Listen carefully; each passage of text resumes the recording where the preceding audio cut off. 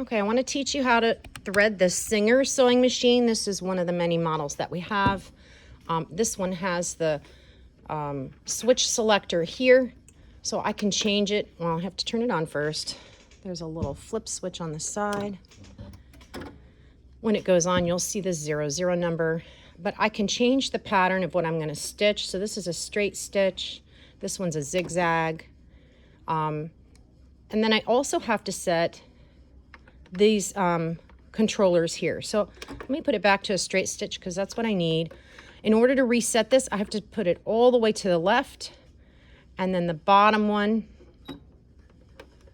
this machine's going to sit at a little over a 3.5. So we'll call it, well, actually we'll call it 4 1/4. But the light needs to be green. This is your stitch length. We need to make this very long when you're a new sewer. So I'm going to go to the 6 on this machine. Now notice the lights are still green. So I want to keep those lights green. If it's yellow, that's wrong. So if you see a yellow, but we want it on the green, so there it is. So I'm going to put it on a 6. That way if I have any picking to do, I can easily see the stitches and pick them out without tearing the fabric. Okay, so now I want to thread my bobbin into the machine. So what I'm going to do is I'm going to open the bobbin case. I'm going to put the bobbin that I've already threaded into this machine. This is also a flat bobbin, so if you pinch the bobbin like this, it feels like a flat surface.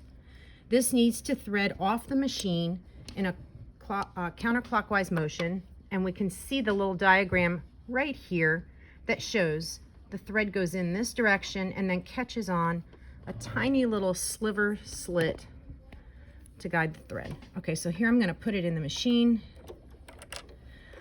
I'm going to catch it on this tiny little indentation.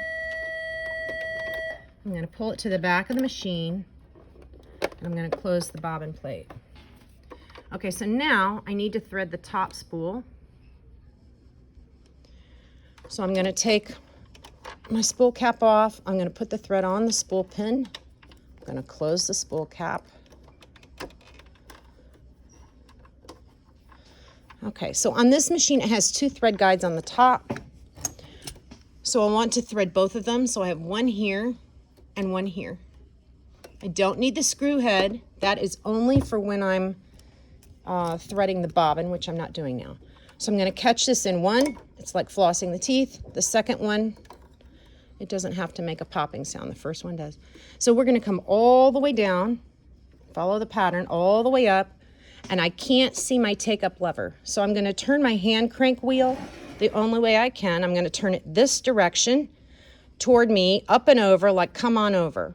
So as I turn it, the take-up lever will start to show, and it's super tiny. It's silver, and this one doesn't come up that high. So I want to go to the right and then to the left of that take-up lever, like a U-turn, and I want to make sure it catches in that hole.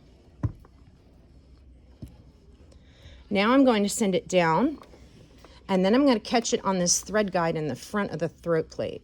So the thread guide is super tiny. You don't have to